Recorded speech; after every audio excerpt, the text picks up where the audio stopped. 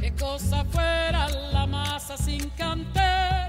Las revoluciones marcaron para América Latina también referentes, digamos, de posibilidades distintas a lo que era el poder vertical planteado desde Estados Unidos. Tienen la ventaja de ser una opción de poder, tienen la desventaja de que estaban matizadas por la violencia. Creo que ese imaginario de la política fue matizado por las dictaduras y por las revoluciones, en ambas direcciones. Favorecen la acción política, pero también la perjudican porque la vinculan con la violencia. Era una ventana, una posibilidad de la igualdad, de acceder por los mismos instrumentos a las mismas posibilidades, de la otredad, ¿verdad? Que es el gran discurso, de poder restablecer los derechos y deberes del otro, de visibilizar al otro, de incluirnos en un mismo escenario.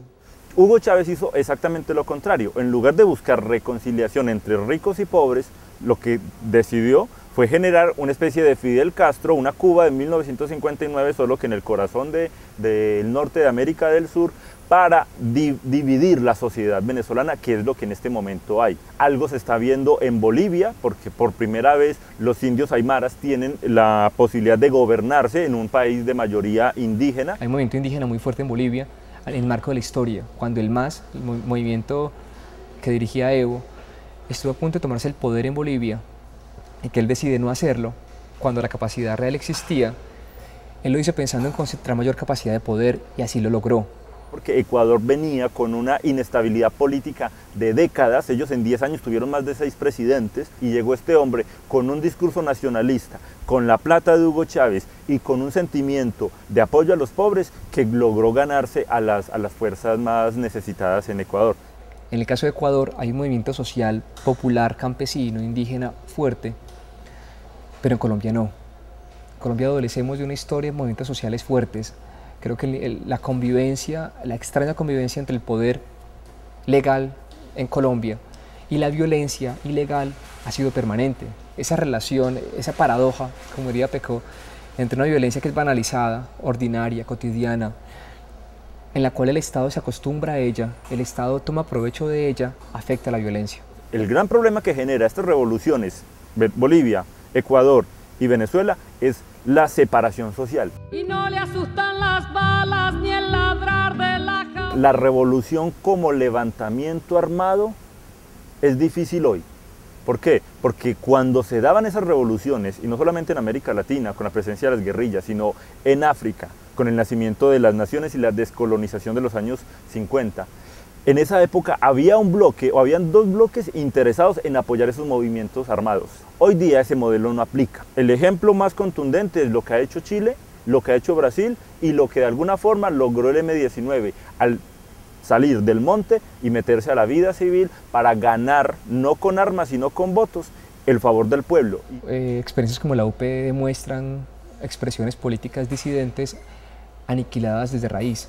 Entonces creo que esos factores hacen de este modelo un modelo muy complejo para pensar una revolución en el mediano plazo.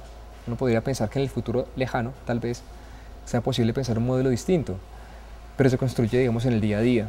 Lo que hagamos nosotros ahora va a permitir que se pueda dar eso o no se dé. Les recuerdo que la revolución la hicieron los jóvenes, ¿no? Todas, la comunista, la cubana.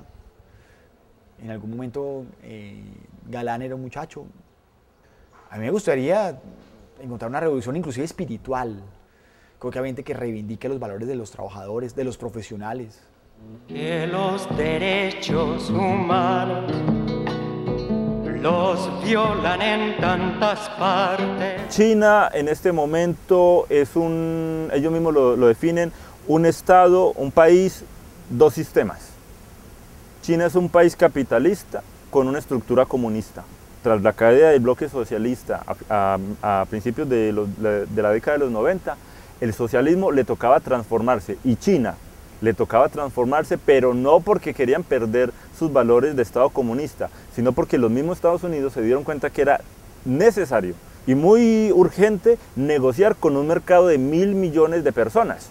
Ese es el gran problema. ¿Por qué Estados Unidos tiene buenas relaciones con China a pesar de que sean violadores de los derechos humanos, un país comunista? O sea, allá los valores que defiende Estados Unidos no se aplican, pero es que son 1.000 millones de potenciales consumidores. Yo creo que la contracción del modelo opera allí, opera en que la población menos favorecida afronta parte de las consecuencias de una política social que no nos incluye en términos reales. Ellos han dicho que en la cabeza de cada uno de nosotros tienen que existir los dos mundos. Entonces, que Occidente no puede estar separado de Oriente. Entonces, que por favor metas en la cabeza que usted está en Occidente, pero que también puede tener las prebendas de Oriente en el mismo sitio. Ellos han mirado hacia adentro, hacia un nacionalismo, donde han tomado del capitalismo y del socialismo. Entonces tienen un modelo bien interesante y como son de los lugares del mundo más poblados, entonces quieren ser potencia.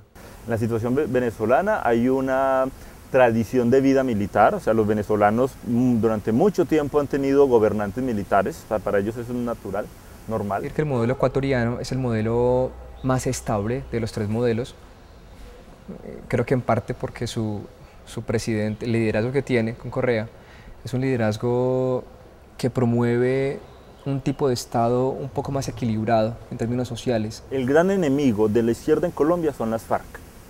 Aunque en Colombia haga falta un movimiento o un partido de corte social, de corte más de servicio a los más necesitados, si la derecha, la oligarquía, como llamaba Gaitán, lo identifica como de izquierda o comunista, inmediatamente el imaginario llegues a las FARC. Entonces nadie va a querer que las FARC gobierne. ¿Por qué? Porque las FARC se han encargado ellos mismos de mostrar que son un movimiento que perdió sus ideales y que vendió su alma al narcotráfico y a la droga. Esta fórmula pendular del comunismo, al parecer, no está dando resultado. Entonces, que nos vamos otra vez para el neoliberalismo. No, toca escoger una línea de centro y eso es lo complejo del asunto. Creo que la convivencia, la extraña convivencia entre el poder legal en Colombia y la violencia ilegal ha sido permanente. Esa relación, esa paradoja, como diría Pecó, entre una violencia que es banalizada, ordinaria, cotidiana, en la cual el Estado se acostumbra a ella, el Estado toma provecho de ella, afecta la violencia y afecta el tipo de actores sociales que pueden dirigir en un momento de una revolución. Entonces no tenemos un acumulado histórico de movimientos fuertes, tenemos una izquierda fragmentada, tenemos una izquierda muy golpeada por la derecha, digamos, el asesinato selectivo ha sido una constante en Colombia y además experiencias como la UP demuestran expresiones políticas disidentes aniquiladas desde raíz. Esos factores hacen de este modelo un modelo muy complejo para pensar una revolución en el mediano plazo. Uno podría pensar que en el futuro lejano, tal vez, sea posible pensar un modelo distinto, mientras haga ese matiz de violencia política, violencia ilegal, matizando la democracia, va a ser muy complicado llegar a un modelo distinto a este.